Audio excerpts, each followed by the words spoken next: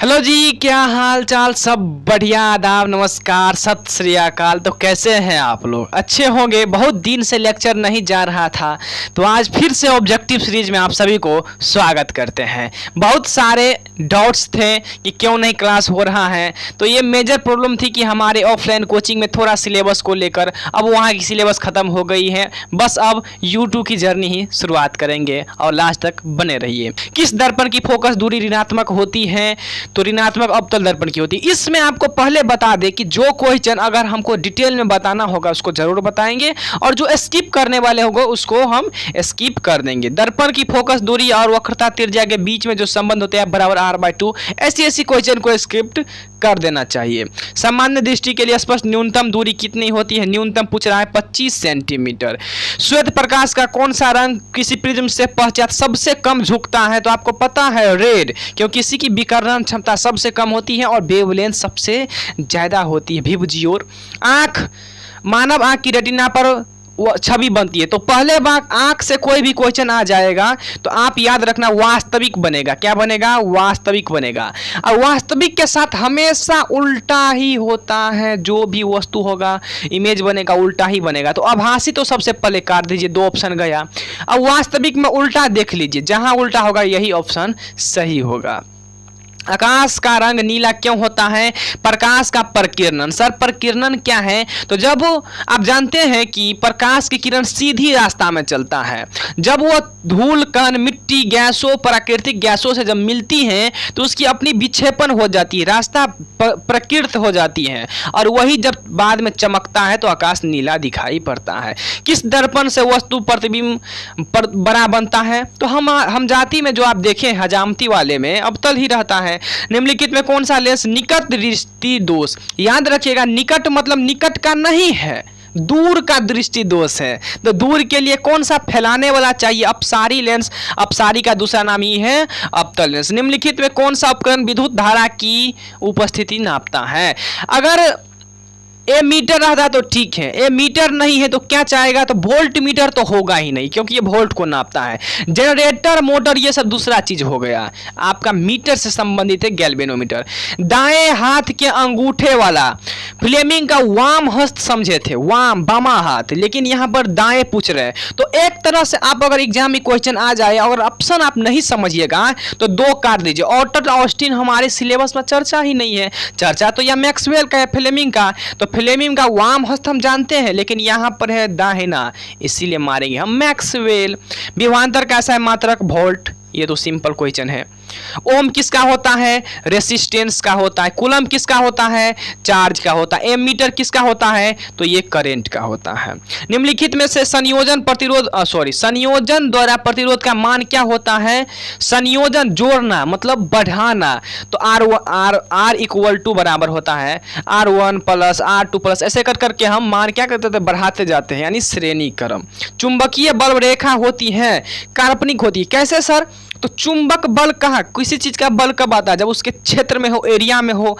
तो चुंबकीय क्षेत्र एक इमेजिनरी लाइन होती है। चुंबकीय क्षेत्र रेखा एक इमेजिनरी लाइन होती है। जैसे एक चुंबक है, बाहर मैग्नेट है, इसकी ऐसी सर्कुलर लाइन होती है, जहां बाहर में नॉर्थ पोल से निकलता है और जब घुसता है अंदर तो ये साउथ में होता है। अगर अंदर पूछ लिया तो साउथ से नॉर्थ होता है। ये आपके फिजिक्स वाले टीचर बहुत अच्छे से पढ़ाए होंगे, और अगर हमारी क्लास पढ़ना है तो बिल्कुल हमारे चैनल पर जुड़ सकते हैं।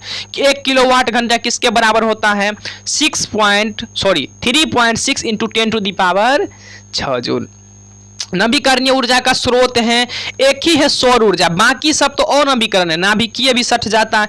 देखो नवी और नवी में एक ही अंतर है। नवी का मतलब होता है कि बार बार उपयोग कर सकते हैं हम, नवी नया चीज ला सकते हैं। और नवी का मतलब एक बार उपयोग करो खट जाएगा। जैसे कोयला राख बन जाता है, फिर आप उसको उपयोग नहीं कर सकते हैं। कौन सा लेंस अपसारी? अप मतलब अवतल, उत मतलब उत्तर, ठीक है, अभी मतलब उत्तर।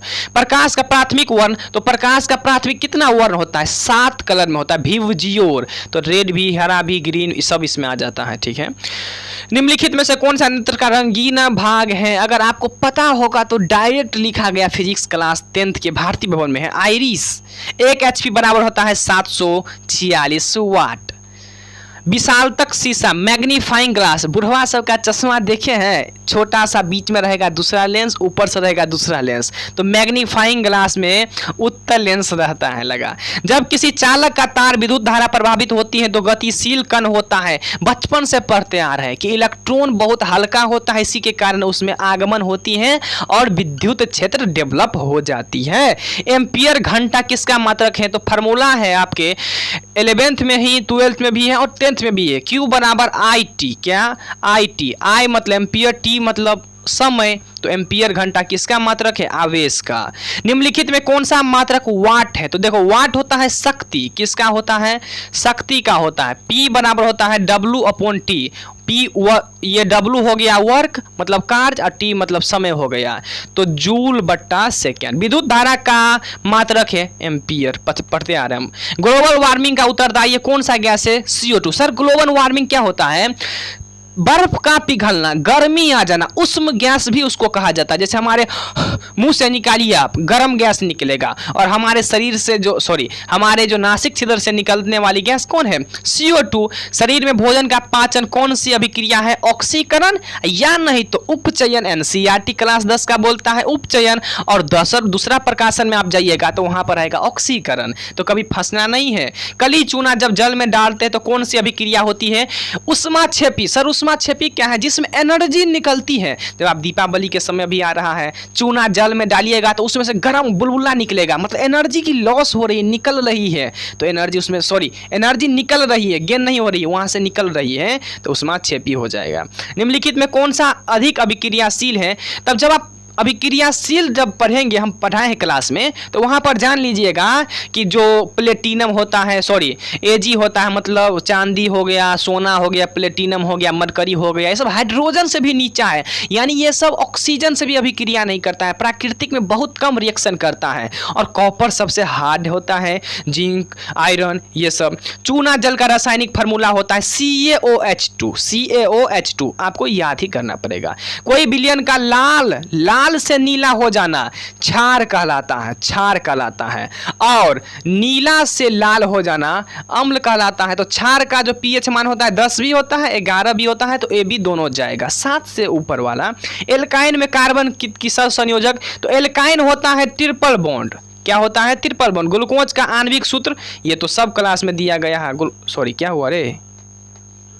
ग्लूकोज का आणविक सूत्र होता है C6H12O6। चीनी का कमेंट में जरूर बताना है आपको। उच्च वसीय अम्ल सोडियम लवण साबुन कहलाता है, और अपमार्जक क्या कहलाता है? सर बताना चाहिए आपको। CHO डायरेक्ट एल्डिहाइड का, OH एल्कोहल का, NH3 अमोनिया का, COOH कार्बोक्सिलिक अम्ल का, बहुत सारे हैं, 6-7 याद कर लीजिएगा, आपको हो जाएगा। आवर्त सारणी में दाएं से बाएं मतलब इधर से इधर जाने पर परमाणु की त्रिज्या घटती है, क्योंकि इनर पेयर इफेक्ट बढ़ता है। सर क्या होता है इनर पेयर इफेक्ट? बाद में आपको पढ़ना है, अभी इतनी जरूरत नहीं है। तत्वों के अधातु गुण, तो आप इतना याद रखिए, आवर्त सारणी में दाएं से बाएं जाने पर अधातु गुण बढ़ता है, और सबसे ऊपर कॉर्नर पर फ्लोरीन है, तो इसकी अधातु गुण सबसे ज्यादा होगा। तो ऑप्शन में जहां फ्लोरीन सबसे ज्यादा है वही वाला ऑप्शन मारिए। ये में तो है ये नहीं, इसमें भी नहीं, इसमें नहीं, ऑप्शन तो छटा गया, हमको बाद में देखना भी नहीं। एक फ्लोरीन से हम क्वेश्चन बना लिए, वाह कितना अच्छी बात है। सिलिकॉन क्या है? सिलिकॉन उपधातु है। गैलियम एक उपधातु है। आर्सेनिक ये सब आपको उपधातु में आ जाता है। बिस्मथ ये धातु में आ जाता है। निम्नलिखित में कौन विद्युत धनात्मक होता है? आपको पता है सोडियम कितना इलेक्ट्रॉन को दे सकते हैं? 1 इलेक्ट्रॉन को हम सोडियम से लॉस करवा सकते हैं, तो जो लॉस करेगा वही तो धनात्मक होगा। टिहरी बांध कहाँ है? उत्तराखंड। ये SST से रिलेटेड नहीं हो गया। निम्नलिखित में किस धातु को किरोसिन में डुबाया जाता है? सोडियम को भी डुबाया जाता है, पोटासियम को भी डुबाया जाता है। तो बहुत ज्यादा लंबा हो रहा है वीडियो, ठीक है, तो यहीं तक आज रखते हैं।